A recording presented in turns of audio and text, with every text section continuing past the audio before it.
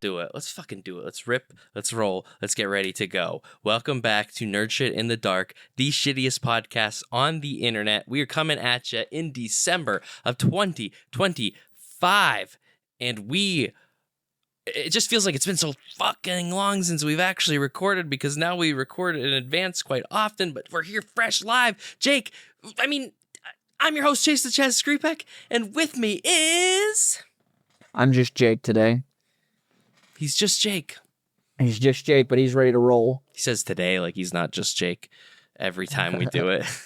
What's up? What's up, man? How you been? Dude, it's been forever. It has been forever. You have. This. Look at this. It's nice. Yeah, you got some hair on your face. I know.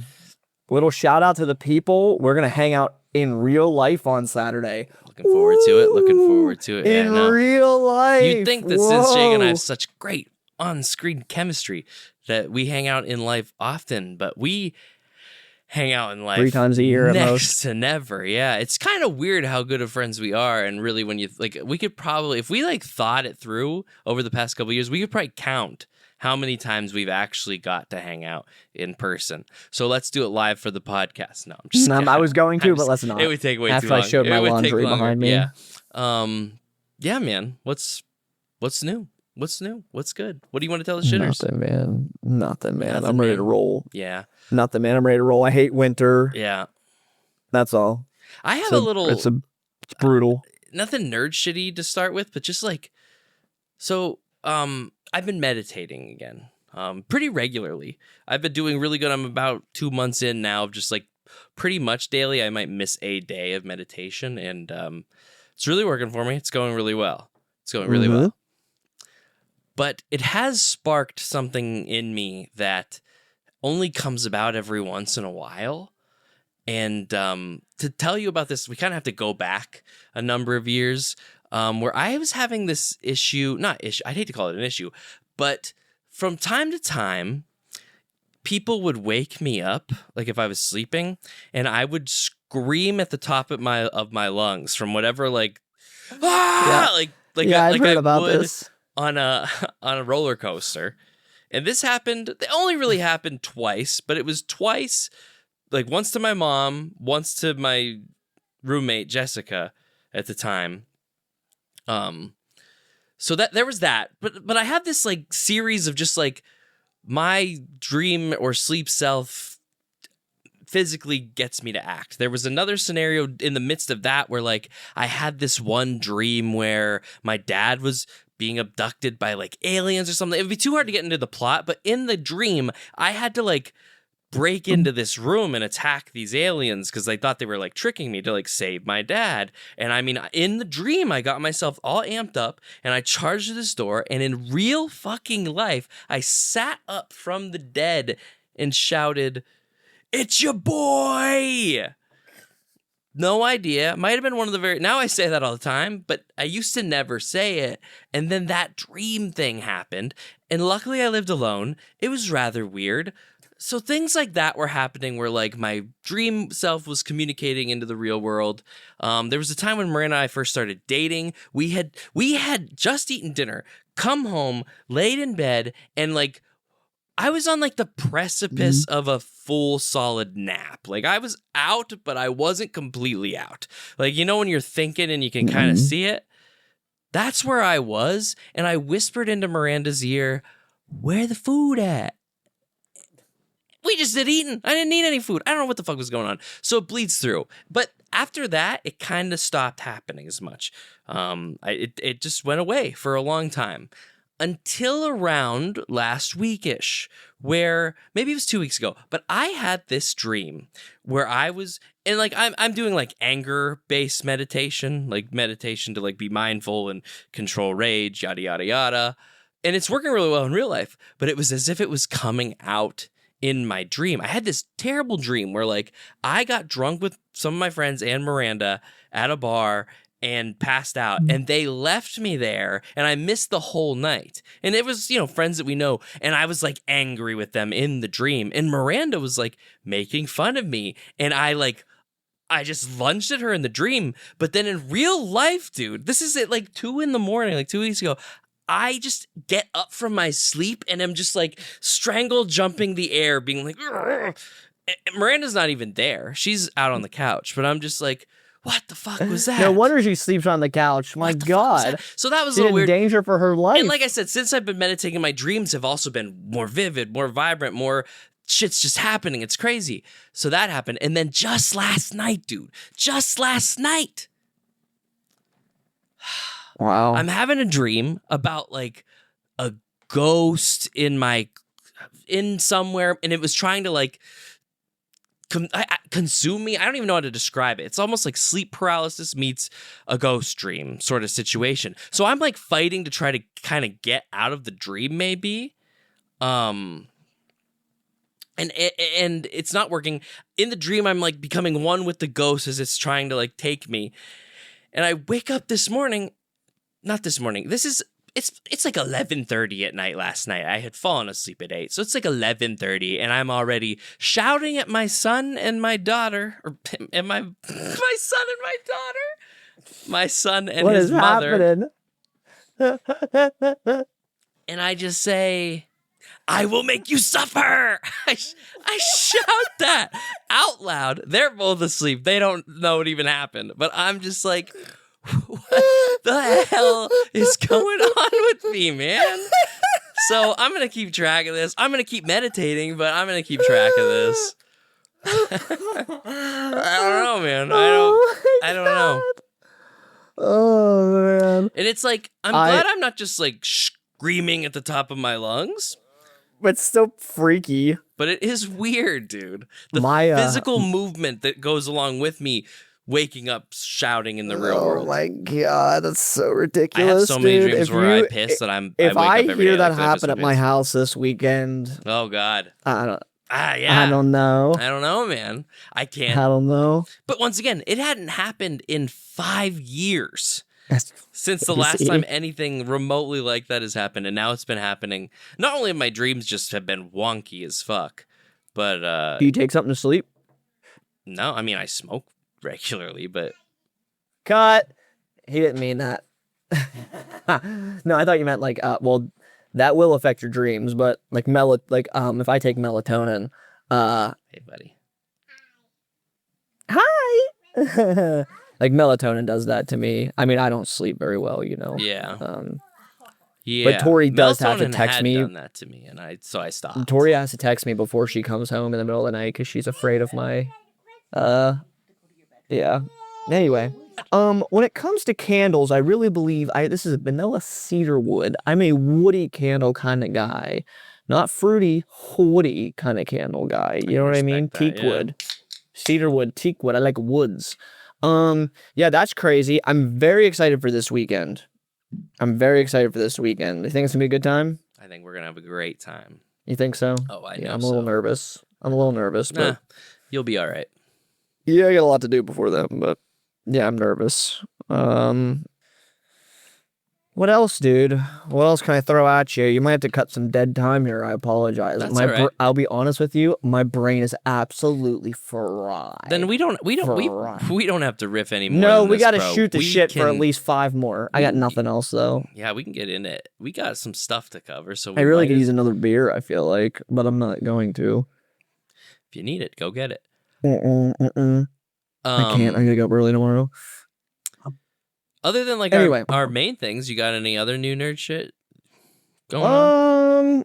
Yeah. What else I get going on? I've been watching some movies. I've been watching a lot of movies. Mm-hmm. Yeah, a lot of movies. I quit watching shows. I'm watching movies. I won't go too deep into them, but if people want to talk about them, I watched. Sorry, there's a big distraction going on. Look how big this freaking cat is, dude. Do people know that my cat is this big? They do. Look now. how big he is. They do now.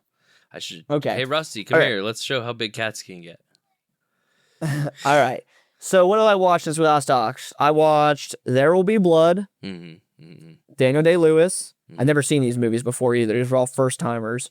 And then I watched Rounders. There Will Be Blood is one of the best movies I've ever seen. Rounders, very good. And then just last night, I rewatched Whiplash. You ever seen that? Whiplash? I don't Might know. be my favorite movie ever. Wow.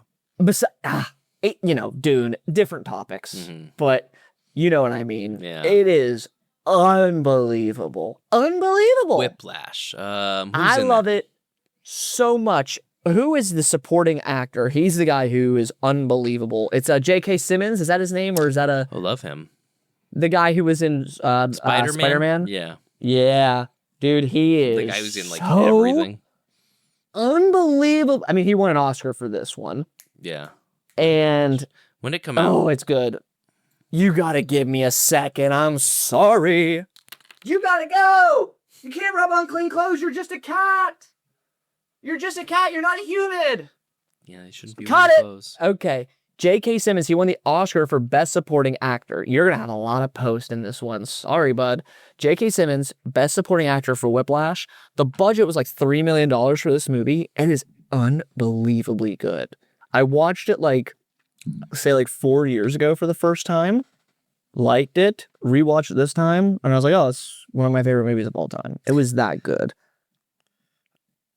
I'm looking it up. What's going on? I'm looking it up. Oh, Whiplash. Yeah. It's about this kid, Miles Teller. He goes to like a music school. And J.K. Simmons is his I've never drumming seen it, but I teacher. do know this movie. Dude. Yes. I might watch it again tonight. Dude, I cannot believe that this movie came out in 2014. That I know. stings. It I know. feels new. It is. Dude, I'm serious. And it's one of the best movies I've ever watched in my life. I loved it so much. I can't tell you how much I loved it. 94% There Will Be Rotten Blood. Tomatoes. What is it? 94%. It should be 99.999. It is so flipping 94 good. is basically that. Yeah. There Will Be Blood. Daniel Day-Lewis is unbelievable. So I'm gonna go watch the rest of his movies. And sneak There it Will in. Be Blood. I was gonna try to sneak it in for today. It's like 3 hours long. That's a tough sneak. Guess who sits on a van for 5.5? Yeah. Very good movie. I don't know that it's for you. You say that very good film. sometimes.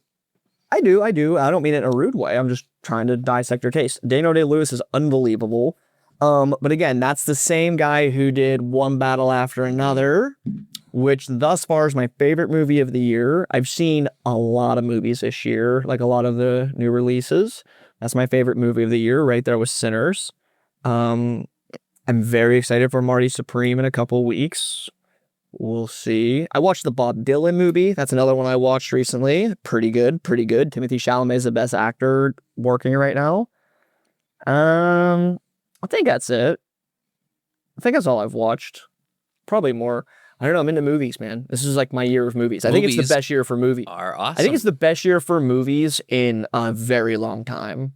I would have to actually look up year by year movie releases. It's the best year for movies in it was just a very strong year for movies. And there's still ones that are out right now that I want to see that I haven't seen. Movie the least. Now, I know. Well, you're busy, brother. But I still want to watch Begonia. I really want to see that one. And then Eddington just came out on HBO Max, I think. So I think I'm going to watch that soon. I was going to watch it last night, but it's like 2.5 hours. I just didn't have that in me. How long is Whiplash? Only like an hour and 40 minutes. That's why I watched it again. And it's so good. You've just gotten onto Chase Screepex, sitting on the van movie time watch list. You know my thing about you watching movies on that van, though, is I believe when you watch a movie, you have to be locked in. At least the first time. You got to be locked in. Appreciate the subtleties. Yeah. I've been watching movies so it's my a year long for movies. time. I can watch them on the van, and they're about the same. Okay, I'm just telling you, I need you to lock in, brother. But I do. I prefer locking in, but I can. I watched The Martian. I'm locked in on my iPad, bro. I watched The Martian too. I had never seen that. Oh, really? Yeah, I never read the book. I never saw it. It came out when I didn't go to the movie theater for 8 years in a row. So it came out during that span. So when I was in school, I was busy. And I was really poor. Pretty good. Better than the book for sure. That leads us into things we're excited about. Project Hail Mary, man. Yeah. Oh my goodness. I know. Can't wait. Hate that it comes out in March. Wish it was coming out sooner, but Yeah, That's but I fine. don't think they release movies in January and Good movies February, don't so come I out in get it. January. Good movies don't come out in January. Or February. What comes out Or in February. February? The first couple months, I mean, you can sometimes, every once in a while, like Deadpool came out in February. Like sometimes you catch like a rare like January though. Dick, nothing good comes out in January. Yeah, Lord of the Rings is returning to theaters saw that. and The Labyrinth. So Miranda and I are thinking we don't have any other movies to see, so we'll probably go see both of those in theaters because When? we've never seen either in theater. Like Fellowship was the only Lord of the Rings movie I didn't see in theaters when it came out. I jumped on after. I was up, I was in the know by the time Two Towers came out. Dude, So I need to see it in theaters. In The Labyrinth. Well, I don't even think my sister was born when The Labyrinth came out. So like, it's funny. definitely Yeah, haven't seen that in theaters. I just bought tickets for the showing of the Two Towers. How I Saw the Fellowship last year. Yeah, dude. I just bought tickets for it. How much are those? I'm interested. When I get this close to the mic, does it sound different? How much? 300, but probably about 300 for 2 tickets. Oh, for 2 tickets. Okay. Yeah. Let's look real quick. Yeah. So this is where you go. If it was 300 I'm not right right I now. probably wouldn't do it, but 300 No, for 2. well, and that's also to be, so it's 2-tiered. Mm-hmm. That's to be in 2 the towers. first row of the second tier. Yeah. That's to be in the first row of the second tier. Mm-hmm. So I'm sure like you could go a little bit further back. I want to sit right next to you. Oh, that might be tougher for us to do. I want to sit because on your lap. there's very little. Well, first off, the seating at that place does suck. You will be on whoever's lap you're right next to. But dude, it is so cool. I loved it. The way you've described it has caught my attention, and I feel foolish not to. I definitely will do it for Return of the King. The secret trick is to that I buy the tickets for Tori for Christmas. Mm-hmm. But it's like genius.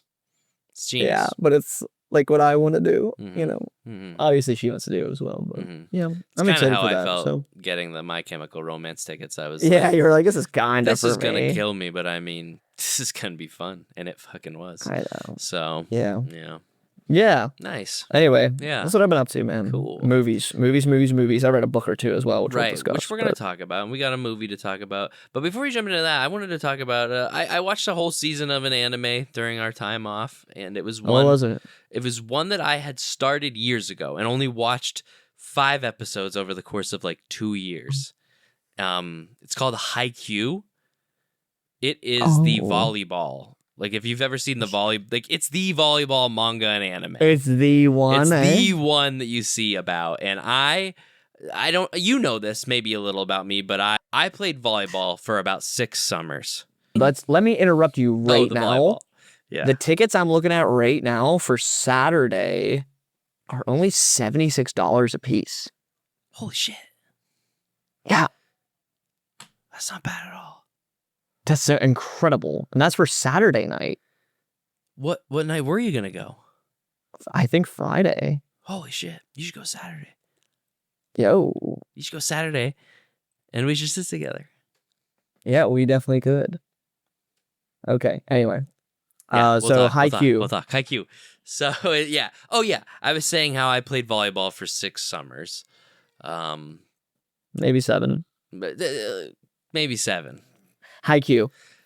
I love volleyball, by the way. And here's the thing. It's what's always caught my eye about it, one, because it's volleyball. I like volleyball. But the artwork and like whenever I saw the manga, I was like, ooh, this is an interesting looking manga. But I like the art and animation of the show. I like the way the colors pop. It's a really it's not like, it's not like Demon Slayer levels of amazing animation, but it's like for what it is, it's really just fun to look at, which is good when you're watching an anime where they're just playing a sport. It's not like how like Fire Force, they're firefighters, but they fight like demon fires, and you know what I mean? It's not that kind of anime. They're just high school volleyball kids playing volleyball. And it's interesting for me because all the anime I usually watch, it's something melodramatic in a way of like there's magic, there's all that crazy stuff. So when I watch a show that's just so mundanely human, like possible, Yeah. mixed with anime-isms, it made for a very interesting viewing experience, because like they talk about volleyball like how the people in One Tree Hill talk about basketball. Like they're high school basketball players, and it is their lives. And it's cheesy and a real life thing. Though I like One Tree Hill. When I rewatch that, I'm like, oh boy. But this is goofy. But I can look at an anime that does it and be like, yeah, it's how they should feel about it. And I'm really digging it, man. The premise of it is like you follow I want to make sure I get everybody's names right, but you follow the main character. His name is Shoyo Hinata, and his shtick is like he's really short and he wants to be the ace, right? Which is like this he hits spikes, but he's short. Like what a shit. But he gives it his everything. He's actually in his middle school not half bad, but he's up against this guy whose name is Tobio Kageyama, who is just known as like the king of the middle school court that he comes from for being like a crazy good setter. Yeah. But his problem is everyone on his team hates him because he's like, he sets them the way he thinks they should be set, and they can't like hit his spikes. But he's still really good. But Shoyo's team loses them. This is like the first episode, like the setup, the Sasuke versus Naruto kind of thing. But here's what happens, bro. They end up going, bada bing, bada boom, to the same high school together. So they got to learn to become friends. And actually, they find out that teammates together with his sets and his spikes, they make for a nice, damn good team. And that is just like the basic premise of the first episode. Like the first couple of episodes, this is what took me so long with it, was really just like them getting their volleyball team drama together. Like there was already a team. They brought in these new first years. They had to figure out how to make the first years work together. Then it was like, oh, by the by, there's other third year players who were like, they're quitting for some reason, so they had to win them. So, like, it's just building the team back, which is still good. These characters they're over the top, but they're so fun. Like, this show audibly makes me laugh out loud with how just, like, over the top all these characters are. Uh-huh. And that's what took me so long with it, though, because it was just like, oh, okay, like, I wasn't sunk in just yet, but I thought about it a couple weeks ago, so I was like, I'd like to continue on with that series.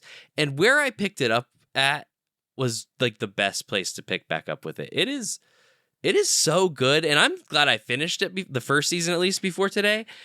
It does an impeccably well first season of like this kind of anime. Like the stakes are where they should be. The abilities of this team are where they should be. And, there's big win moments. There's big loss moments. The way the season ended, I was honestly shocked. Like, at one point, I was like... Yeah? Like, you're watching this like it's volleyball. Like you're actually watching a volleyball game. But in the midst of a volleyball game, you get moments to see what they're thinking, what they're doing. When the one ace goes for his spike, it does, like, this crazy, like, fucking crazy gnarly animation as it goes down. It's just fun. It does everything right. That's honestly what I'm saying. The character stuff is good. The characters are good.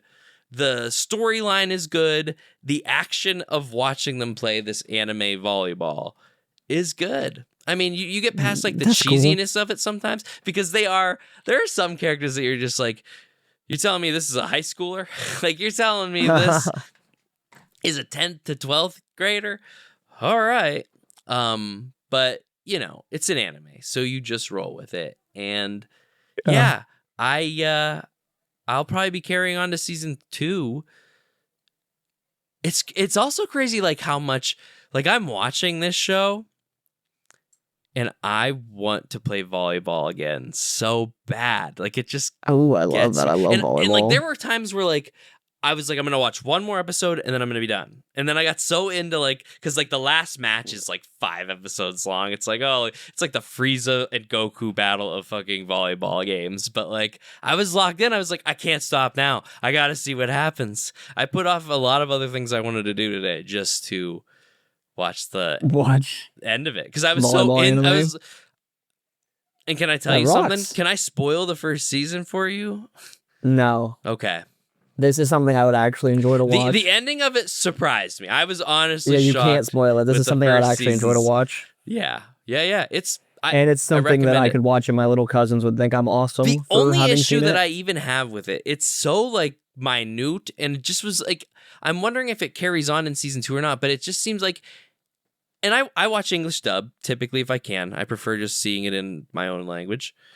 But I've never seen mouth flaps not like, it's not that they don't line up, but there's so many times where like they would start or It's not even continue close. on after that. I was just like, you don't see that a lot what are in we professional doing? for how good it Yeah. is, for how well dubbed it really is. It was interesting. It was interesting. And yeah, I think if you like sports and you like anime, this is a great one. I've never watched many of the other sport animes, but this is one probably because I played volleyball and I like volleyball and I want to play volleyball. I want to play some more. I like volleyball too. I'm a big fan. Yeah. So People are out there playing volleyball though. it's crazy. It's crazy. It's great. And you know, it's anime. It's they're constantly explaining like the rules or why things are happening a certain way. Yeah, of course, because it's still Very like typical Japanese. anime. It's very interesting because like it's Karasuno High, like it's set in like real Japan. Everything's This is just how it is. This is funny because Andrew, my friend Andrew, you'll meet him this weekend. Mm-hmm. He was super into and loved a golf anime a couple years ago. Like loved it. Yeah, why not? It's funny that these things rock. They Birdie Wing Golf Girl Story. He was obsessed with it. I've never even heard Birdie of that. Wing. He was obsessed with it. He loved it. Yeah. That's so funny. Yeah. I mean, when a show hits, man, it just hits. And I've honestly So heard funny. most of the sports, like just sports-based animes, are pretty good. Yeah. And I'm pumped. This It's show cool. has 4 seasons and 2 movies to like complete the whole series. Like, We could buy the Birdie Wing Golf Girl Story for Nintendo Switch. wow. I don't even know if I'd buy the Haikyu game for the Nintendo Switch if there was one. Right. I ain't much of a That's golfer. cool though. Fun. Yeah, I like a nice it fun made show. It was fun because like I said, 2 years of just slowly chucking at it to finally be like, here we go. I'm gonna watch this. Mhm. Yeah, Yeah. it rocks. Yeah. All right, let's give a shout out to who I wish was our sponsor, was Sarah's Candies. I love Sarah's Candy so much. It's the literal best chocolate on planet Earth. Mm-hmm. My ever so humble opinion, I only get the chocolate covered pretzels at Christmas time. So huge fans. My favorite snack ever. And Anyway. they sponsor our episode tonight, so get them while they're hot. I don't know that we should say that. They're a small company. They probably would sue us, but I love Sarah's Candy. Can they sue us for just saying that kind of thing? Yep. Really? Like I said, it's a cease and desist. Yep. You can't fake a sponsor. No, they could send you a cease and desist, and then they'd sue you if you kept saying We have it. fake sponsors on this show for Burger I would keep King, faking, but see, the thing is, Mountain Dew's not going to care. for The fine Mountain people Dew. at Sarah shouldn't care either. And we didn't fake that Mountain Dew sponsorship. That was real. We just fumbled it. We Well, fumbled I'm wearing that a green one. shirt right now because of that. Yeah, we fumbled that sponsorship. That was on us. It's because I switched to Coke again for a week. I flipped back and forth, and they didn't like that. Also sponsored by the Hershey Company. Yeah. Nice. So we'll just check all our bases. All at once, maybe the ad reads. President Middle of the Donald episode. Trump's. I'm sorry.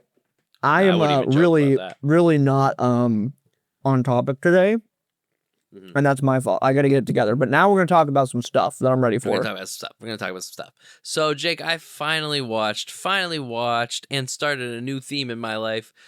3 Of what? a.m. movie time. It's called 3 a.m. movie time. It's Do where you know how much of a dad you have to be to have 3 a.m. movie time? You're either So a much. dad or Yeah. 14. yeah. Truly. And that's so true. And 14 and it's like summer break. Dude, 14, summer break. I wouldn't go to bed until 7 a.m. That is disturbing. Agreed. Yeah. Anyway, okay. yeah. So 3 a.m. movie time. What'd you watch? So this started a theme in my life of 3 a.m. movie time. But for the first one, I watched one battle after another. Woo! Mhm. PTA. Paul Thomas Anderson. And I think I had told you that I had started it one night, so I saw like the first 10 minutes and then couldn't stay awake, so I called it, but then I went back at it again. Had already seen the first 10 minutes. The first 10 to And the 20 first minutes 10 of minutes this is a movie, very different movie. very different movie than the entire movie, which was good Yeah. because like I was into the first part and I was ready for what the first Yeah. part was like kind of presenting, but where it went, I was so much bigger a fan of.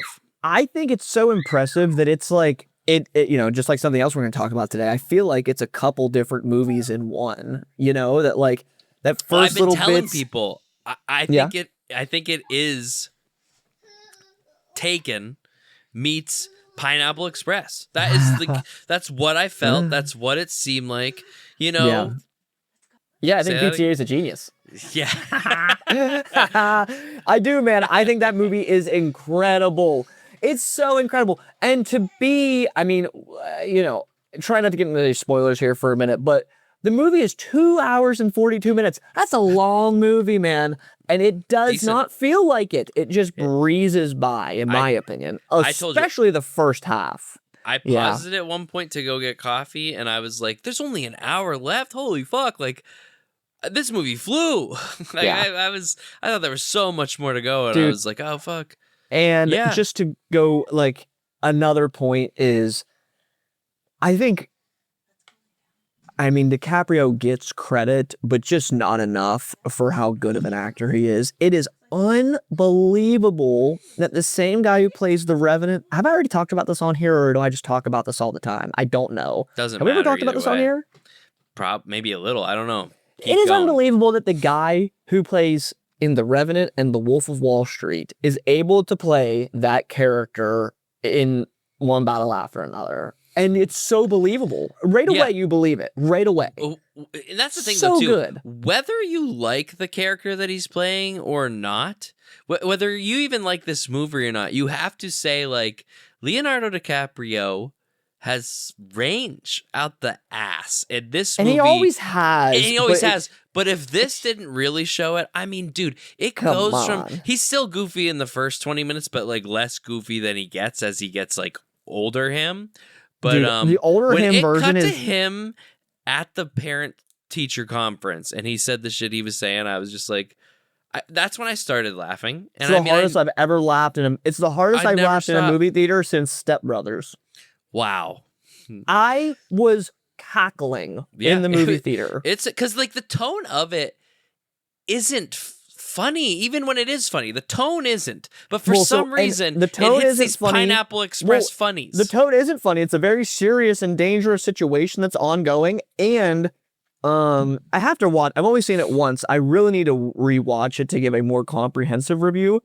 But something that sticks in my memory is the music in it is very tense music. You know, it's background music, but it's very staccato-y, you know, music. Yeah. And while this staccato-y, intense music's happening, and we're in like a police chase, we're having this immense anxiety at the beginning, DiCaprio is body comedy that I have just not seen ever since The Wolf of Wall Street when he gets lifted up by the door. It is so fun.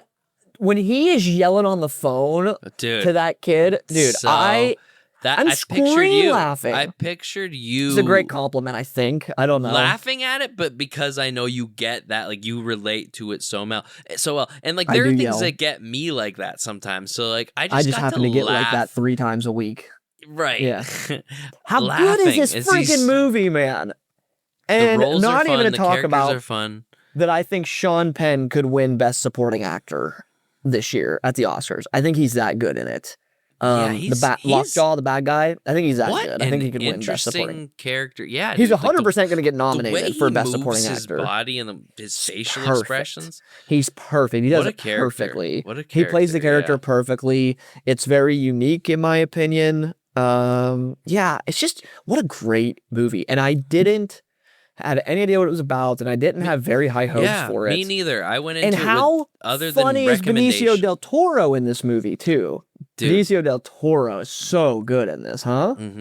Oh yeah, he's such a like. He's funny without even like really trying. He just. But I think that's the move. That's the tone of the movie. Is that him and DiCaprio the whole time aren't trying to be funny. They're clearly not trying to be funny, and they're nothing but hilarious. Yeah, and it's very believable. I'd agree like with that. obviously they're with trying to be funny when they're acting, but it doesn't come off that way at all. So perfect.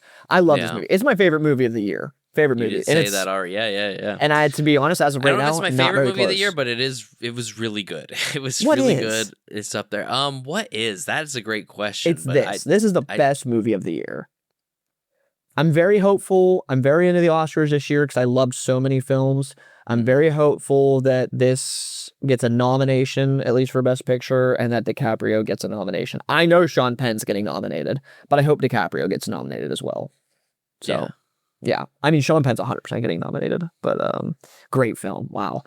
And they're telling me I'm going to like a movie more in 2 weeks. So I'm excited. Yeah, man. What a Always movie. good to know there's good movies on the way. Yeah, I mean, that's what I mean. And so, like, this started the trend of, like, yeah, if I put on a pretty good movie, I can wake up at 3 o'clock and watch a fucking movie. That's so funny. So, like, it was just...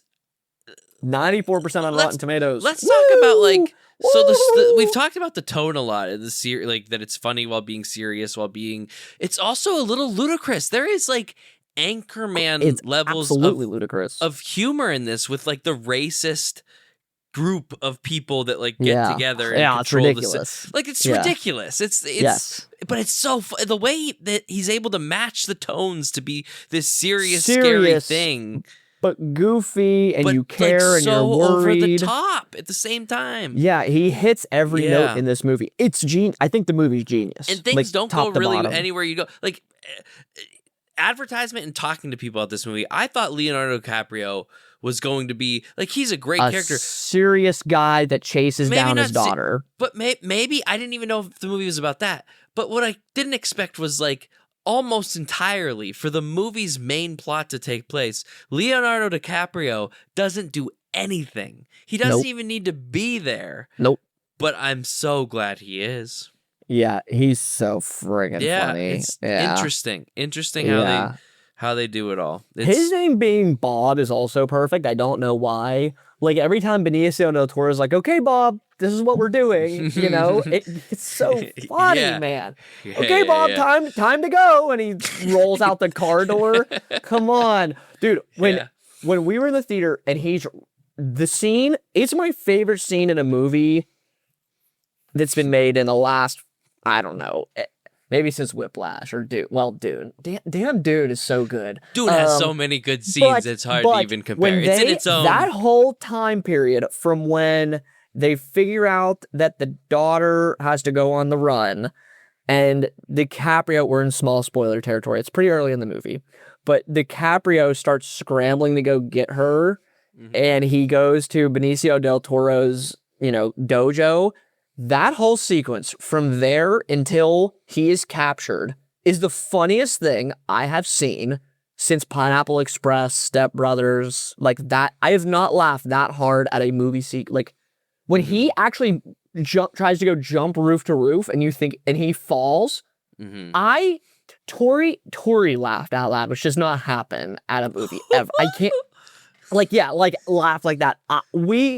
It's so funny. It's so good. I mean, black comedy action thriller, American black comedy action thriller. Who would have guessed that would work? And it can only work by a few directors, and this guy's one of them. Man, with the right cast.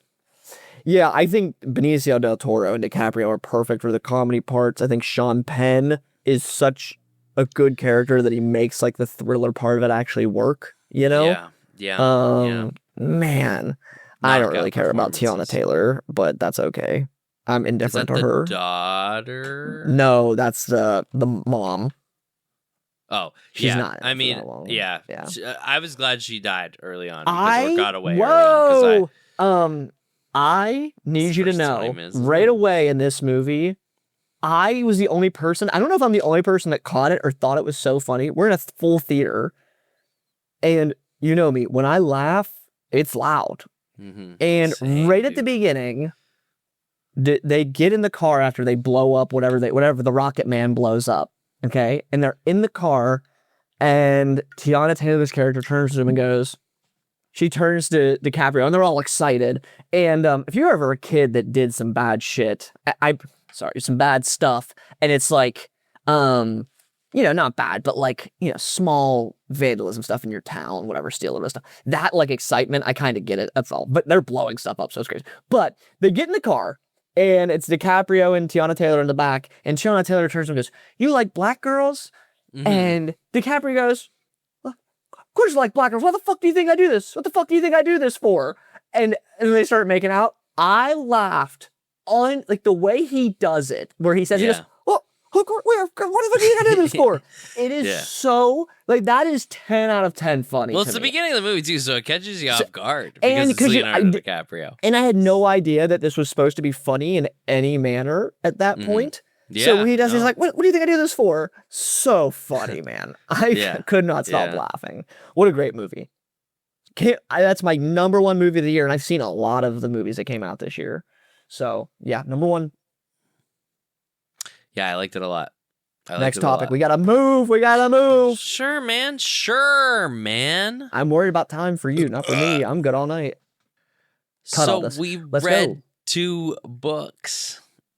Yeah, let's get into the first one. But we each read one of the same, and another one you read before, and I just read. Yeah. So J. Kristoff, Empire of the Dawn. Now, was this my most anticipated release of the year? Yes, it was. It was not yours, but it was my most anticipated release of the year. I think I liked this series just a tad bit more than you going into it. Upon a reread of the second book, which I did right before I read the third book, I was a little less high on it than I was previously, but man, I do love this series, and I did love that second book, but I was over enthusiastic at the time. Now, we read the third book, maybe a little less than a month ago now, final in the trilogy. What are your thoughts here? What are your quick thoughts? I mean, we have the same thoughts, so we can just get into it.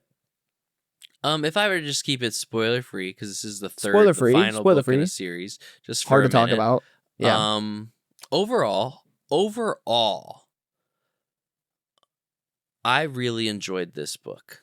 I had a really fun and great time reading this book. I could not put it down.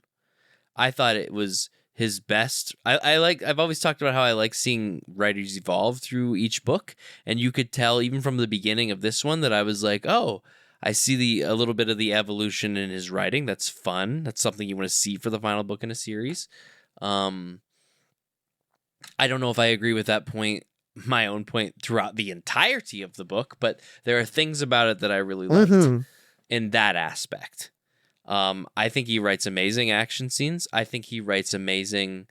Like I said, this doesn't need a live action thing. This makes for great anime. There are these great anime kind of moments that happen throughout. He's the king of those.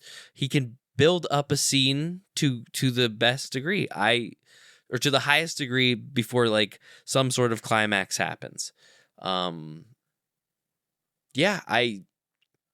I ultimately, and like the places this book goes from beginning to end, both sides of the map, I enjoyed. I was enjoying the ride, the journey, as you have so said. I was enjoying the journey, and the ending just didn't stick it for me at all in a lot of ways.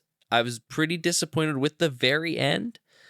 But it does not take away how much I enjoyed the rest of the book, though. Nope. I've come around. I at first was trying to convince you that this ending is fine. Nope. I take it away. Yeah, I take it away. Son of a bitch. It is. And you haven't brought it up to me till now. It is a great book because you made me try to make it better than it was. My feelings are much worse than yours. Oh, you son of a bitch. I should kill you. I just want to say to the shitters, before we continue with this, Jake finished the book and called me as soon as he finished it. I was already done. I finished it like a day after you, right? Like 2 days, yeah. And he was like, "Oh man, dude, he sounded like a dead fucking dog on the side of the road." He sounded like a lawyer, is what he sounded like. He sounded like a guy that accepts loss. He's just like, "Yeah, books end shitty sometimes, so they just are shitty." Piece. Here's the thing. That's how I feel. And now he's all like, "Oh, I hate it." It's a good listen. It is a good book. But it's just you thought about what I said about the patience thing not being real. I don't care about that. Actually, it's not even that. It's just like, it just is like the story feels so epic, and Gabriel was so amazing. And then just in the end, it's just like that's my final memory of that series is, and it's hard. I don't want to be that guy. I'm trying not to be, because genuinely, I really did enjoy that book. Like the whole time I read it, I was really into it. Now I can talk about parts I didn't like as much. Yeah. I think Dior is not a very good character. I think she is maybe written 3 times better in the second book than the third book. She has like almost 0 character development in the third book that is worth mentioning. At times has like jumpy character moments that aren't very, in my opinion, and again, I like Jay Kristoff. I love his interviews and I love his story because I love Gabriel. But man, it all just comes down to like, and I'm sure a lot of people feel this way. I haven't watched a lot of videos. I don't know that either. ending is just lame. It's just lame. And I'm super depressed because my I called it college roommate, mediocre when we first had spoken, and I it's stand just by that. lame. It's not even mediocre. It's just It's lame. Like, it's just lame. It's just lame. Like, let me put it this way. Not only to you. is it lame, but it leaves you with like, how did Hey, things go? if- How if- did events actually play out? If I would have known that's how it was going to end, I never would have picked up the series. That's a damning thing to say. That is a damning thing to And say. I really mean that as I've thought about it more. And I'm really Yeah. nervous because my college roommate just started it the other day. He's really excited God. to read it. Yeah. And it's I'm good. like- It's a fun time. And That like, ending all right, stings a little. spoilers are coming. Spoilers. Bittersweet, not the way you wanted it to be. Spoilers. And we're not going to jump right to the ending. I want to talk just like before this. Okay. Go ahead. I think Gabriel going to like his hometown. I think everything with Gabriel is amazing. I think that character is I think he's unbelievably fun to read and is so good. I think he's pretty much perfect until the end. I think Dior's stuff Got that is redneck really wisdom that I call I think Dior's stuff is really boring. Like in the whole book, she's just like, I'm perfect. Yeah. I'm perfect all the time. I have extra superpowers all the time. And I know you didn't mind when she becomes a giant animal. I thought it was lame. It caught me off guard at first. At first, I was like, "What the fuck?" But just then, think it's they made lame. sense out of it, and I was like, God, it's just like, "That's it's a the little thing." lame. Every crazy thing that happens, though, at least he applies his own series sense of yeah, sense it's- to it. I thought, okay, That's why let's I talk about couldn't things that hate were it. great. But I think also- Celine, I think we have different perspectives, to be honest. You call these moments the Celine moments, the Celine story. I see them more as what's the sister's name? I'm calling them Dior moments. I was getting ready. Oh. I was saying this. Right. Celine stuff is incredible. I Right. think that's amazing. Well, Dior stuff is Celine. So like the stuff you're yes, getting from I know. But Dior what I'm is trying to say is Celine's. what I starkly Wow, noticed I as I'm fucked reading that the up book is how entirely. much. Of course you did. That's okay. I knew as I was saying Celine, I was like, something is loved attracting in my brain. everything with Celine as you're reading that, right? Because it flips from Gabe to Dior / Celine. And I'm thinking when of I'm reading the from Sun Celine Eater. stuff and it pops over to Dior, I'm annoyed because I just want to read Celine because her stuff's so good. Dior Yeah. stuff is just not. And like, I just think he fell into what happens to a lot of writers. And I think it's hard. And I said this to you on the phone. It's why the greats, there's only a few of them, man. Because it's hard to build and it's easier to build up, but it's hard to finish. You know? It's hard. It's Yes. just hard. See, here's the problem though, dude. It is hard. I But agree see, with your point. but here's the problem. But hold on. Let me finish my point. But no, dude, so you want to go to the all ending you of have the to do book. is change a couple things, No, and let the me ending go to is the middle of the book. fine. I'm not even going to the ending is end. I fine. think the way they get rid of Mother Marin or Mother, what is her name? Mother Marin, I think. Is that her name in the book? Yeah. Okay, it's Yeah, my cousin's Mother name Marin. too. I gotta be honest, I think that sucked.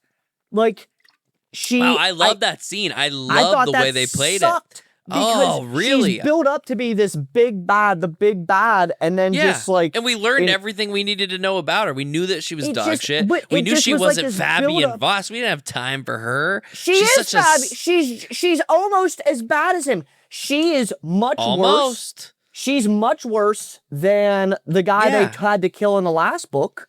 Sure. And we took a whole book to get rid of him. She's awful. Her intentions are awful, but her power level is not she could just blow people up. She just blew people up. Yeah. Yeah. She's clearly stronger than the last guy that we took. Sneaky... The way they do it. Like, I loved when Gabe was like, I told you I'd fucking kill you.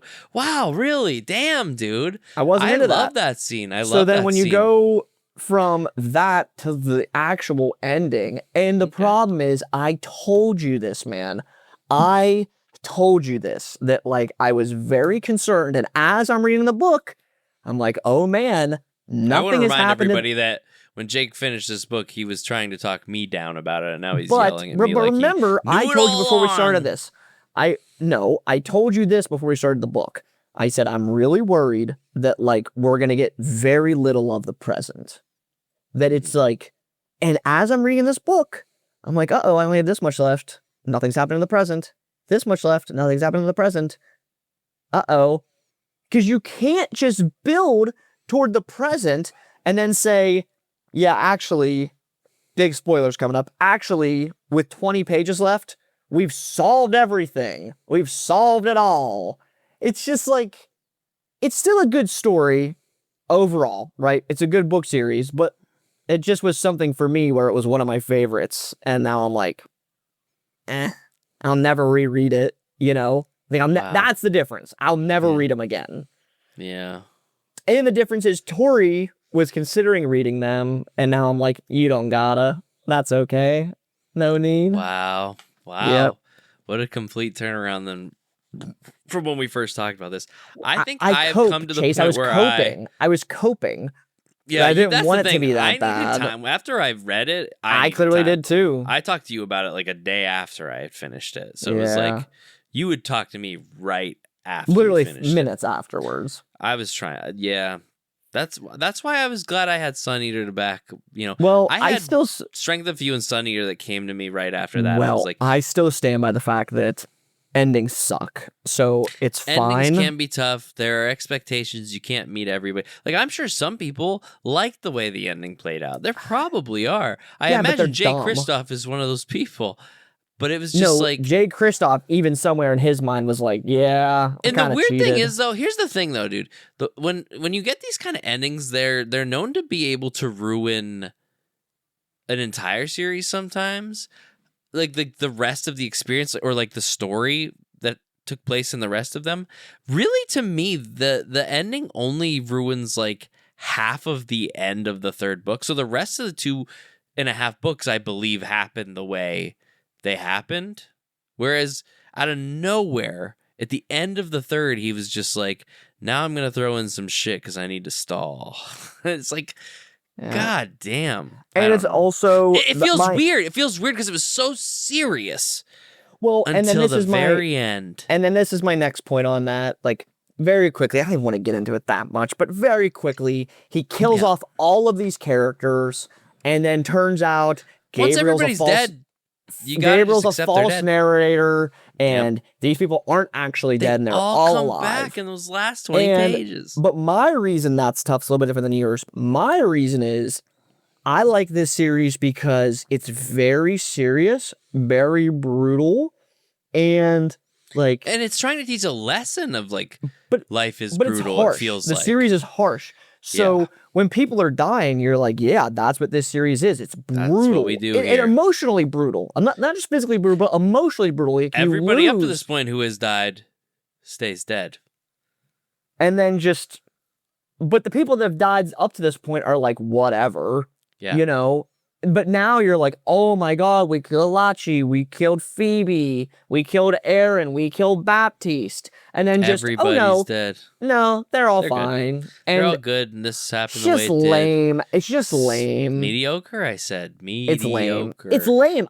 It's not even just like, it's just and it was already lame when it was just them. And I'm telling you, I told you on the phone that day, I'll tell everybody, the second, I can't remember her name, Worm from the second book, when she came back to life, Dior's girl, I literally in person. Oh wait, what about the time Dior came back to life? I don't care about that. Nobody dies. Well, Dior coming back was fine for me. I'm just saying, how many people die and come back? They in made life sense of it. Sure.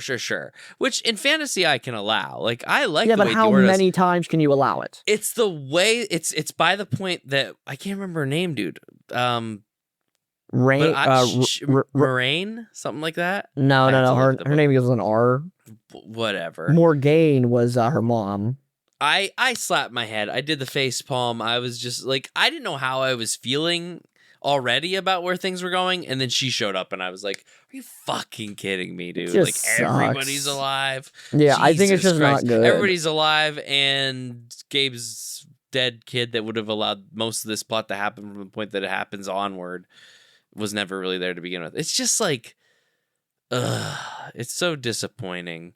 It's not like everything was a dream type of ending, or like this all happened in like somebody's coma dream. Yeah, her name is Rain. That's what I said. It's no lost ending, but it's like, fuck you. I don't know. They're on my bookshelf. The thing is, I had a fun, amazing time reading these books. I'm sad the ending just kind of is like, yeah, me too. Me too, because I loved reading them. I don't know what else to say about it. It's sad. I still love Jay Kristoff. I think he's a cool dude. Yeah, I'd read others of his books. Like, you can't do that kind of ending all the time. I haven't gone in and I would give those small, again, I will say that like people that actually end a series and end it at least correctly / well deserve more credit in your mind than you may have given them in the past, because it is so rare in my opinion. Yeah, like a random one I'm thinking of is John Gwynn. His series, he ends pretty damn well in my opinion. I think the Lycaea trilogy ends well, and that's by the guy who writes Strength of the Few and Will of the Many. What's his name? James Islington. Yeah, James Islington. Yeah. Islington. Everybody says something different on the internet. I don't know what it is. But I think it is Islington. Doesn't literally makes no difference to me. But these guys, you know, outside of the big ones, Wheel of Time, and you know, good endings are hard, man. Good endings are hard. And you know what, though? When you think of good endings and you think of, like, the authors that can write good endings and accept it, even a good ending is still, like, there's no perfect ending. There's just good ones, you know what I'm saying? And I got to give a lot of credit to who we're going to talk about here tonight. But Christopher Rocchio, it's his first series, and I honest to God think the whole journey through till the end, this is a guy to pay attention to, because I think he's already written a series and ending that is perfect. Not perfect, but like, you know what I mean? One of the greats. I think he's the guy. And he just started. I think he's just the next guy. Yeah, dude, he's a protege though. When it said 2027 was when his next book came out, I was like, I'm chomping at the bit to read this guy's next thing. Yeah, he's just special. He's a one-of-a-kind protege. Like, he wrote Empire of Silence when he was, like, 20, you know? Like, what are we talking about? He had been working on the story of it for years of his life. Yeah, he was he's the man. He's the man. You're not going to hear me say anything but glowing, lovely stuff about this young man. And you've only read 3 of his books. Yeah, I think he's the best guy doing it right now. Who's better? I don't know. All right, let's do it. Yeah, let's just do it. What are we doing? Let's just do it. Jake read Demon in White. Jake read Demon in White, and we're gonna talk about it tonight. Yeah. Jake, Demon in White. I read this book back in around April, May-ish, but I've got it. I've recapped it. I know what's going on. You have just completed it. Give me the spoiler-free synopsis thoughts. We're going to get to spoilers for sure. But tell me your experience of this book. This tome. It's hard, it's hard to say what your favorite books are, because you can't just have one favorite. It's almost impossible. It's pretty close to perfect. It's as close as perfect as you can get, in my opinion. It is the first 75-80% of it is the perfect book. It's like so. I cannot believe he is this good this quickly at writing books. I don't even know how to express to you how much I love this book. It rekindled a hunger for reading in me that I've not had in years. Mm-hmm. It's perfect. It's like the perfect story. It's got the perfect characters. It's engaging. It's fast-paced. It's slow when it needs to be. He's developing as a writer as we go along. And it's just, 3 books out of 7. I still got a ways to go, but my God. Yeah, it has, it could be 2 or 3 or 4 different books in one book. It has emotional moments, teaching moments, philosophical moments, probably 3 or 4 mind-melting moments of excitement and drama. Yeah. It has the world building. It has payoff from 2 previous books. Mm-hmm. It has preparation of payoff for future books. Yes. I don't know what more you could want in this genre of, it's sci-fi, but not really, right? It's not sci-fi in the classical sense. It's that hybrid blend of sci-fantasy people talk about. Mm-hmm. It is more that space opera. Space opera. The word that people use. It is. Like Star Wars. It is the best of that genre. There is nothing better in that genre. And I love Red Rising, but and I mean, they're just 2 different series, right? Yeah. But there's anybody who, I cannot believe that there could be and okay, let me say it like this. The first 2 books, if you were on the fence, which I think would be fair, I know somebody who's kind of like that the second book he felt dragged on for too long, but the ending was incredible, which of course the ending to the second book is unbelievable. This book, if you read this book and think it's anything other than at minimum a 9 out of 10, then you gotta find a new genre, because it is so good. Yeah. I'm saying a lot without saying anything other than I read a lot of books. I've read a lot of books. I've read some books this year that I've said were really good. This is up there it's in the 3 best books I've ever read. I don't know what the other ones would be, but I can't imagine picking. I just can't. There's no way there's more than 3 books that I've ever read that I think are better than this. If they are, they're all in the Wheel of Time. So, and when I read, and it's hard, right? Because when you read a book, it matters setting and where you are as a person and, what you have going on in life. But, Words of Radiance, when I read that, it blew my mind. Some of the Wheel of Time books, the same thing. But man, but part of that is when I read those, I was in a good headspace as well. I was reading this book and I have some life stuff going on that's not great. And it's just, even when I'm not feeling good, it's just, I read this book and I disappear into this world and I'm so in love with it. It's just, I'm ranting, but you lock the fuck in. You have to keep up with everything about the series. You have to lock in. It just, in terms of writing, the skill of writing, and this has been the way since the first book, and that's what's, just incredibly impressive. There's nobody better right now, in my opinion, in the fantasy space. From people I've read, there's other people I haven't read, like Robin Hobb's a big one that people say she's an incredible writer. I've not gotten to her. I have her books on my shelf. We'll get there. I think Fonda Lee's a very good one, but, this level this guy writes at is just... Man, is he good. He's good. You should watch some interviews with him, too, because, I have watched He's one or interesting two. to listen to. I have watched one or two very brief moments of it, but they always get into spoilers. Sure, yeah. So Oh, this absolutely. series is so important to me that No, like yeah. if somebody spoiled a part of it, it would ruin my life. That's why So, when I talk to you about it, I stay very, very, very I know. as vague as possible. So Because I love it. I respect it that much. Yeah, I love it. I don't know that anything will ever replace The Wheel of Time for me as my favorite series ever. Mm-hmm. But I'm only 3 out of 7 in. And for me, easily top 5, easily top 3, you know? I'm just trying to think, like, It's a what damn is good better? book. As we But talked no, about I mean the series already. The series already of, like, I just don't... I'm just trying to think of... It sticks the course the whole way through if it doesn't improve upon itself. That's another thing I like about the whole series is that it continues to get better, in my opinion, in a lot of ways.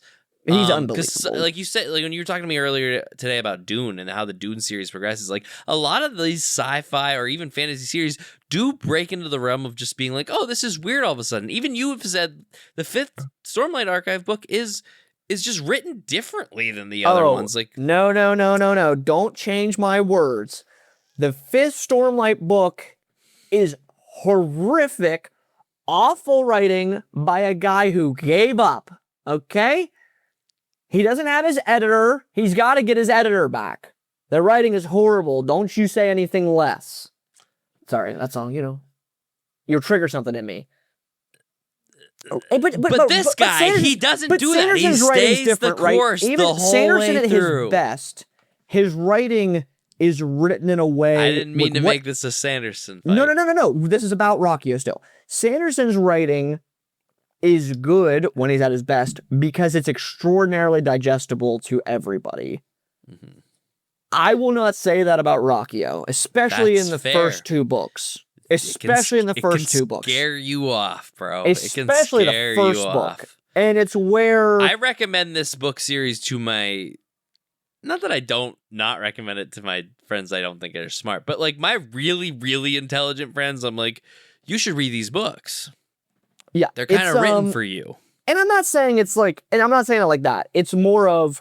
There's just, especially in the first 2 books, and it's so much less in the 3rd book, but in the first 2, the amount of like random philosophical spewing from Hadrian that I could see a reader not enjoying, for me, because at that point incredible. You're seeing him as just like, even though he's talking from the future, you are viewing him as this 19, 20-year-old kid. For sure, and that's something that changes in the 3rd book. In the 3rd book, it is much more... You're kind of viewing it as, you know, a guy in the future telling the story of his past, right?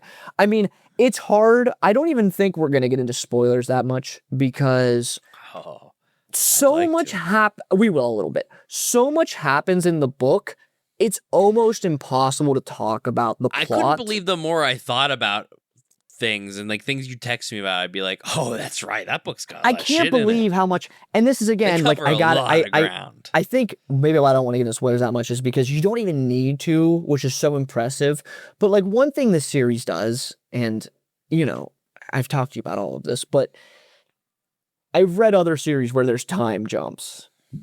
Sure. And they feel weird or just... So one of this, I don't want to say it, it's a spoiler, but another series I've read that is a great series by a great author, there's a couple little time jumps in it that they're fine, but they take some adjustment to get into the time jumps. Mm-hmm. It is unbelievable to me that, like, I think this book, I counted it at one point, I probably texted to you, this book covers like 600 or like 500 years or 400 years or something, or maybe 300 years. Maybe the whole thing to this point has been 500 years, I think. But yeah, I think that's more like every time there's a small time jump or a big time jump, it feels like nothing. And you barely even experienced them. But it feels... There's bigger ones. Like but so that could be a bad thing. What I'm saying is, like, usually the larger the time jump, the harder it is to accept and to get back into the story. Yeah. he just does it perfectly. And Well, of it's course, just- right, there's some cheat codes to it, right? They go on fugue. Everybody lives a long time in this. Right. So that makes it easier. Everybody does. So like it doesn't But it works. In other series, in a time jump, you have to reestablish your universe almost a little, the setting. But in this, the whole galaxy operates under like, things take a while. So a lot of time doesn't mean as much. So you don't have to reestablish. And you know, maybe someone else that read this book it would not care. But I don't know. I guess because it really does, the time jumps really don't matter that much, but it just works. I don't know. It's something really impressive to me. The guy is just, I mean, I don't know, man. He's just incredible. We can get into spoilers. Jake, let's start with this because like we're into spoilers. We're just gonna be talking about scenes. What was before we get into spoilers? I gotta say one thing. Oh, okay. The book is a 9.9 for me. The final scenes just don't perfectly land with me. Maybe on a reread, this is a series I 100% will reread. Jake hates Berenike. That's funny. Ha ha ha ha ha. Be mean to Jake. He has it's not like he's going through some things and having a tough life right now. It is. Jake makes excuses for his feelings. Yeah. I think part of though, the guy has it's his own fault because the ending to book 2 is so good that it was there was almost no way to have the ending to book 3 be as good as the ending of book 2. It just couldn't happen. But I mean the book's a 9.999. That's my only there was one that is unbelievable. There's like 5 seconds of reading it that I was like, okay, can we, you know? Yeah. And every other moment I'm reading it, I'm like this far from the pages. I read this whole book like on my bedroom floor with just a little lamp over my book. Just a little lamp, nothing else. In the pitch darkness, just like this. It's so good. All right, let's get into the spoilers. Sorry. This is a lighter. No, I there was a point when I was reading the 7th book where I was sitting in my bedroom with the light on my iPhone turned on and like facing upwards so I could read it. So like I get it. You can't. Yeah. You want to read. That's why I bought the series mostly digital for most of the time I was reading it because I was like, could read my it on like iPad, a phone or I a can read it Kindle, at iPad, any fucking time. Yeah. Okay, spoilers. We want to talk about spoilers wise. I want to hear your favorite scene because there's a lot that happens. That's the thing. Bro. Even if you don't like the ending of this book, the rest of the book hard. That's what I'm saying. That's so all impressive. The time when you so say this that. this is what struggle. This is where, and I think it's fair in the second book, it is like 90% build up towards this final scene. To me, the final scene is so worth it. It's one of the best moments I've ever read in a book. It's good. It's good shit, yeah. It's one of the best moments I've ever read in a book. The third book has moments throughout it that are just, it's just like, it's like, it just makes you laugh because it's so good. Like looking back on it, it's so good. Favorite scenes? Yeah, I wasn't prepared to actually answer that. There's so many. Yeah, I guess you just finished it. This is a tough question. No. It's not that. It's it's hard not to pick the moment with the quiet. Okay. It's an awesome scene. And it's just a personal thing, I love little politicking dialogue. That's what I'm saying, dude. This guy, that's Game of Thrones level. That's Dune, like first Dune book level. He's got the politicking in there that to me takes it. It's like that is from a different genre what he's done. That's why people love Game of Thrones so much. That he did this from a different do in the first 2 books. That's another thing. He didn't even practice it's like a whole new genre unlocked for me. The scenes of him talking to the Emperor, for me, could be, you could tell me that's your favorite scenes of the book, and I would say, yeah, that's fair. There are scenes in other books of him talking to the Emperor that I'd argue are some of my favorite scenes. Okay, like, he battles and kills that first, I'm just going through, like, the big moments, so that's one, like, for me, the Emperor stuff, unbelievable. He battles and kills the first Solaren Cielson machine combo. That's Chimeras. pretty good. Okay, Dude, even just introducing those was really good. Very good, man. It's very good. It's so like, good. but this guy's a big Stephen King reader, and it's like he's writing horror at that point. And then, I mean, the book, cosmic horror that comes I'm into gonna tell you this something. series gets Let me just tell you something. crazier. I take it back. It's a perfect book. I take it back. I take it back. It is so now good. We're talking about it. It is the best book I have ever read, dude, because everything I'm telling you is still not the best part of the series to me. The best part of the book, maybe the quiet, but the problem is more of, when that was happening, I was excited. You're finally learning something about this entity but you didn't I really know was viewing that about. more as, hey, I'm learning about the future, and that payoff's going to come even more as we go. The scene in the Coliseum when he realizes the guy's actually trying to kill him and stops it with his arm. Dude, I mean, I called you immediately. I was losing it. Losing it. I know. It's the most excited I've been. It's the most excited I've been reading a book scene in 3 years. 10 minutes before you got a hold of me, I was telling Miranda, I was like, he's nearing a spot in this book. I forget how this went, but I texted you something and you go, hey, call me when you're done with that. Yeah.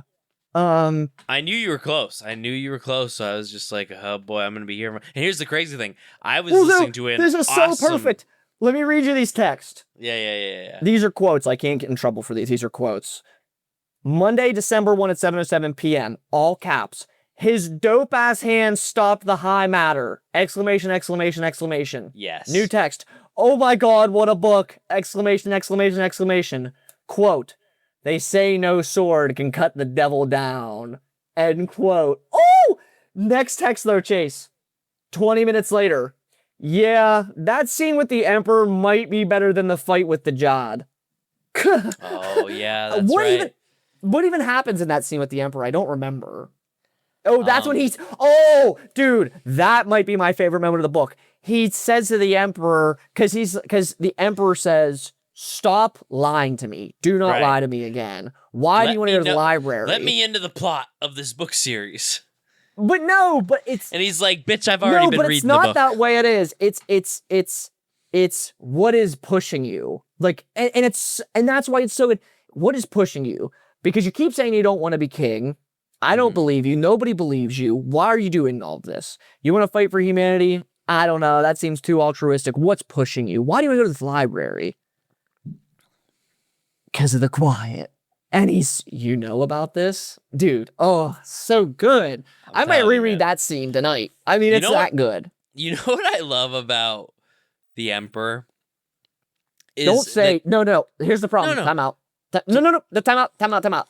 I want you to know, you can't tell me if you like people or don't like people, because at this point, I was still nervous the Emperor was going to screw us over. And you were like, I like the Emperor. I'm like, well, I guess he doesn't. So just be careful what you say. A character can still end up sucking, and I can still I'm just saying, just put it out there. So just be careful. I'm just saying that as well. But I appreciate that, especially in the third book. It's a little less as the books go on, but I love that Hadrian, whenever he brings him up, he uses his entire title. Oh, yeah. That dies down and picks back up from time to time, and boy, that's another writing thing that he does, that like when it picks back up again at times, you're just like, fuck yeah, William. Oh, and this book has National Treasure of trying to unlock the library. Literally. Yeah, literally. I mean, come on, man. Came out of nowhere. Dude, when we got to that part, I was just like, what the fuck is going on in this series? It's hard for me because I can't remember individual Wheel of Time books. And that's like what the difference is. Because the Wheel of Time is so continuous, I can almost not tell you a single scene that happens in any one Wheel of Time book except for the last one. And these books are just a little bit more distinctive book to book. That time gap helps that, too. That's what does it, right? dude, And events I are so just, important that you're I know I just keep saying it, but I just can't say it enough that, like, what is better than this, man? What is better? I don't know. He's the demon in white. Even, like, no sword can cut the devil down. Come on, man. I know. It's like, yeah. Yeah. You know? It's one of those Half-mortal. things. These Hadrian half-mortal, The demon half-mortal, of Maid half-mortal, Wall. half-mortal, half-mortal, half-mortal. It's one of these things that I also get depressed when I read it because I know ain't nothing better, man. There's nothing better. At least you get 4 more books in the series that accrue. I know, but it's once just it's like done. Yeah, it is. My Friday was a weird day after I finished the last. That's how I was with Wheel of weird Time. Day. That's how I was with Wheel of Time when I finished it. But and it's so sad because Sanderson's fallen off and he was so good, but I'm excited. I'm excited for you to keep reading the Red Rising books because they only get better and better. yeah, I'm excited for that final book. I think they could get to the level of excitement I had for this series. But it's just I was reading this series, so it's just like nothing stood a chance. The problem is they're just different. Yeah. It's just a different flavor. It's more actiony. It's more. It's serious. I think what Red Rising the series does, it's a 10 out of 10 for what it is. It's just different. Sun Eater's just on a different level. Like we said with writers, there's good writers. But you got here's the thing: you have to read these next books. Because you haven't gotten to the good Pierce Brown books yet. Those first 3 are like more... Like, I liked them, but I didn't love them. You know, I think they're a little potato chippy, a little YA-ish. Man, these next ones are really... I know, I've talked about it 100 times, but man, these next ones are really good. And I'm gonna... now that the Sun Eater's done, that's gonna scratch my sci-fi. I know. It's gonna take me forever to read these next 4 books because I'm like... Which is fun. Read at the pace that... You know how good this series is. You want to have the best time with it. Read them at your own pace. The good thing about 4 and 5 is they're both shorter books. I for sure cried in this book too. Oh, yeah, that's another thing. I cried. Yeah, I cried. No, that's another thing that happened. I laughed. I cried. I cheered. Mm-hmm. Laugh, cry, cheer, yell. I was angry. Mm-hmm. I was angry when Alexander slaps Hadrian. Come on, dude. Alexander. Dude, of course you're angry. There's the political turmoil of everything. Augustus Bourbon fucking with Hadrian, the queen, the empress fucking with Hadrian. Dude, and then but how about Hadrian killing Bourbon? Come on, that rocked. It's pretty fucking awesome, isn't it? That's pretty awesome. Yeah. Yeah, I loved the stuff too with him meeting, essentially meeting Tor Gibson again. And telling him his life, and Tor Gibson kind of, because at this point, Hadrian is the man. He's the man. Pretty much. I love, though, not He's pretty much more of the man, but he is I love that Tor Gibson is essentially apologetic for his life. Yeah. Yeah. The scenes with them, fantastic. Everything, amazing. Everything when they're on Colchis is great. I love the when they're just.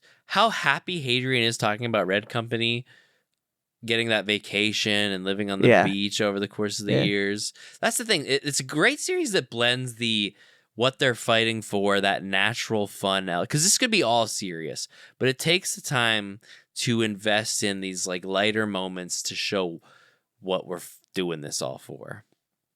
And then it gets heavy again. I mean, this book. So yeah, slaps you in the face. To go more into that, like I think it's the fucking best when a series is like. I'm trying to think what else does it because there are other ones. I think Mistborn does it at a much smaller scale, obviously, but to say, hey, here's our big bad, the CL Sin, and you're really worked up about that for. This is huge spoilers, as everything else has been. You're really worked up about that for 2.5 books, And then you learn, actually, the big bad is that the Sea Elves essentially work for the devil. The literal devil, It's like, that's what's happening, essentially, at this point in my knowledge, right? And, yeah, That rocks. I love that because that's what that scene did for me so well with the quiet. Obviously, it's really cool when you learn what's happening. And obviously, Hadrian gets his powers a little bit. But then more of what it is the potential of where this series is going, right? Is that, yeah, That, can't wait.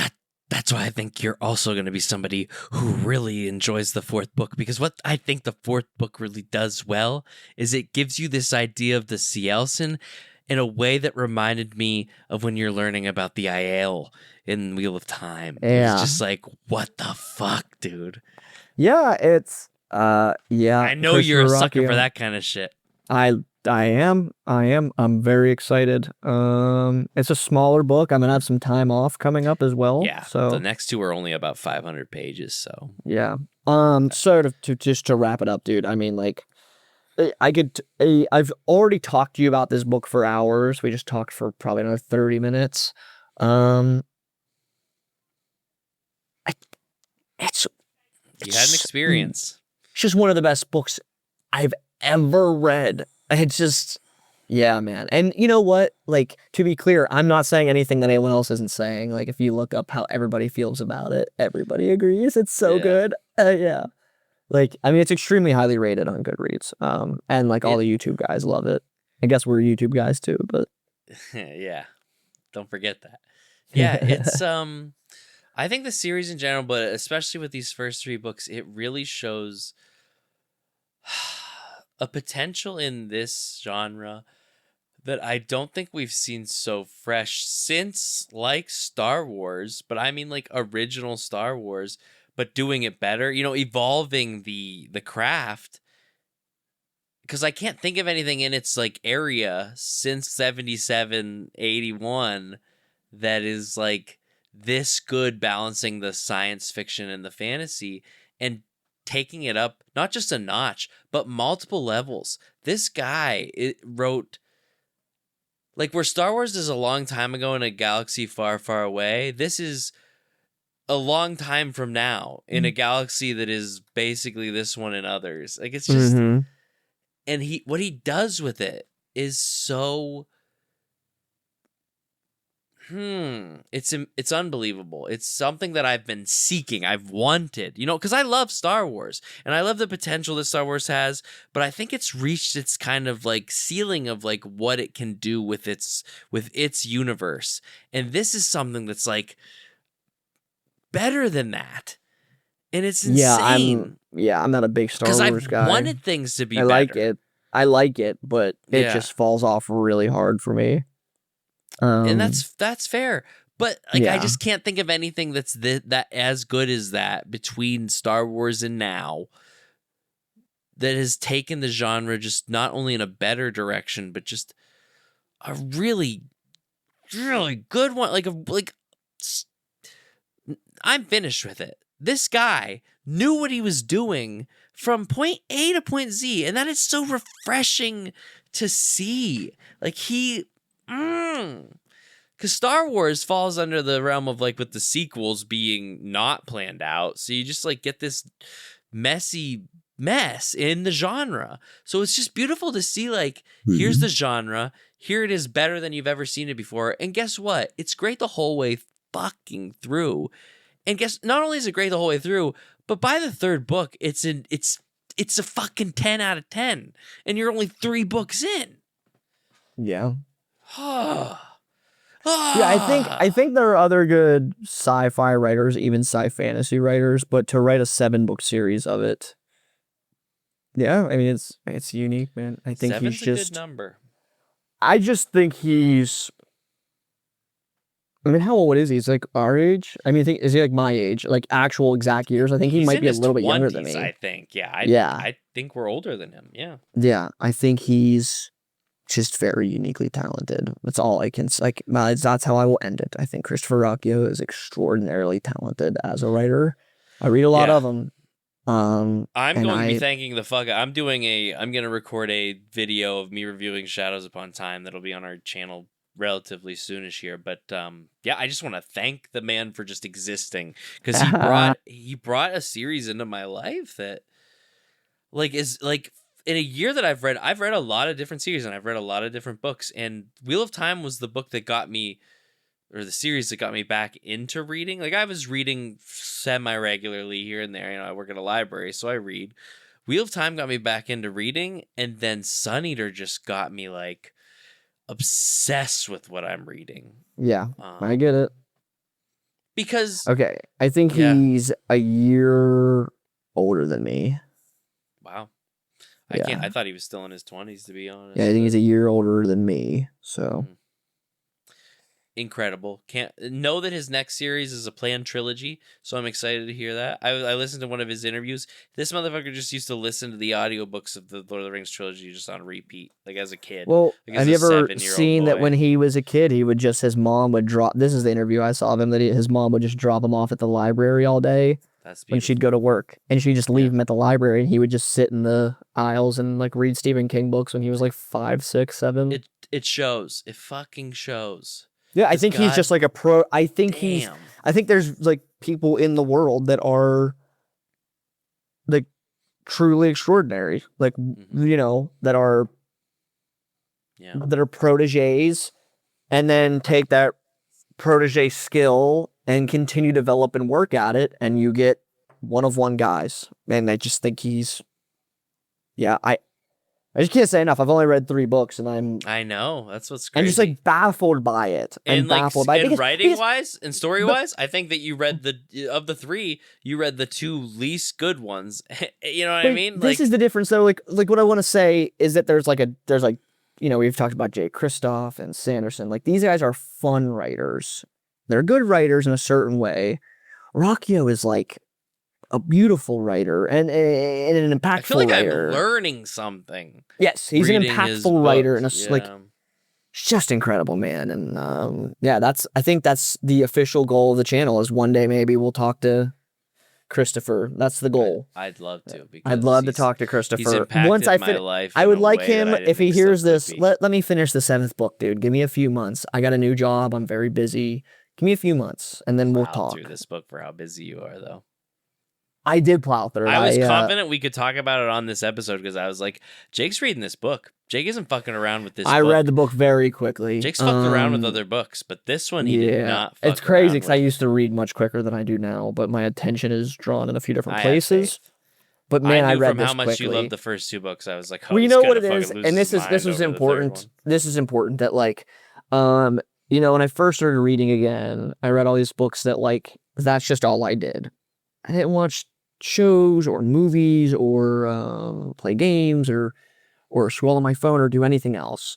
And then, I read a lot of books really quickly. And I started doing some of that other stuff again. I started watching TV and doing other things, or fixing my house. Bought a house. I fixed the house. And this is the first time in years that every second of free time that I had, I grabbed that book. Yeah. And even if it was like, hey, I only have 15 minutes, I'm going to read this for 15 minutes. Hey, I got 20. The whole series has that effect on you from this point forward. So I promise just, you that. I wish more people read this. I think it's truly unfortunate that while it has, man, he almost stopped writing the series. But even now, this should be the most popular series in the world. For sure. It deserves that title. It's amazing to me that it has so few readers. And I don't mean that in a disparaging way. Yeah. For what I don't mean that in a disparaging way. I mean that if you like fantasy or you like sci-fi, you have to try this. You have to try it. And if it's not for you, that's okay, but you have to try it. So you gotta at least make it to the 3rd book, because. And that's what I said. If you don't like the 3rd book, then that's fair. That's not for you, but we can end there, Christopher. Yeah, we love you. I think that's a good spot. Not bad, man. I would prepare for an interview with you like I've never done before. I'll fly to you, Christopher. Whatever you need. Anyway, all right. Yeah. We had fun today. We sure did. We ranted, we raved. We were kind of loose there in the middle. There'll be some cuts that nobody will know because Chase is so good at editing. I had my cup of tea and I respawned. But as I always say, Chase puts a ton of work into this. So if you could make the smallest amount of effort to like, maybe subscribe, maybe have a little chat with us in the comments, it'd be greatly appreciated. We love all those things. We love all those We things. love those things. We love those Subscribe things. everywhere, certainly on YouTube. The more people I think we get on YouTube subscribing, the better chance we have of getting this out, because that's what we're going for. But I love the yeah. YouTube, so Love it all. thank you, then. people. With that, Jake, We're still working. 100 subscribers. I'm still going to do this book giveaway. It might not happen for 10 years, but I'm going to do it. our YouTube videos have been a little slow lately, but it's the holidays. Give us a minute. We'll be putting some more out. This episode We've got alone some will get busy its own stuff going YouTube on. videos. But whatever. With that all said, good night. Sleep tight. Do not let the shit bugs bite.